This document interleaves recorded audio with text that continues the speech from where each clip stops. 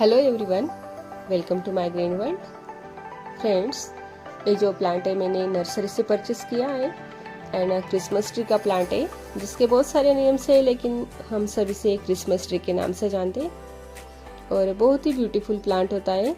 इसके लीव्स बहुत ही lush green और बहुत ही क्यूट एंड अच्छा लगते हैं, इसलिए मैंने इसे परचेस किया। पहले भी था ये मेरे पास, बट जैसे मैंने होम शिफ्ट किया था तो उस टाइम ये प्लांट ख़राब हो गया था, तो मैंने फिर से अभी इसे परचेस किया है।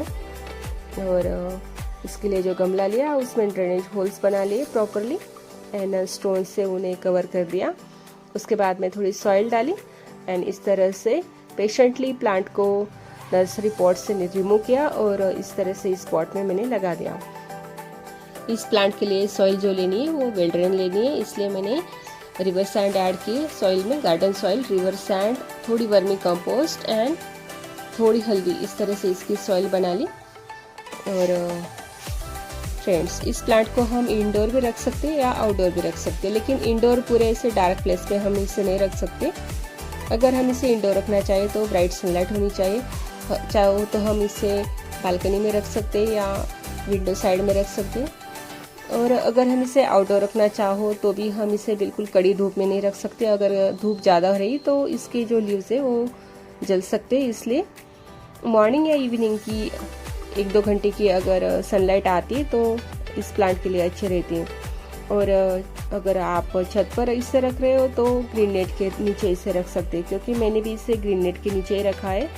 और 15 to 20 डेज हो गए इसे लाए हुए और बहुत अच्छे से इसकी ग्रोथ दिख रही है मुझे। और फ्रेंड्स, इस तरह से इसका फाइनल लुक दिख रहा है। और कभी भी इसके ऊपर की टिप्स कट नहीं करनी, नहीं तो इसका जो शेप है वो ख़राब हो सकता है।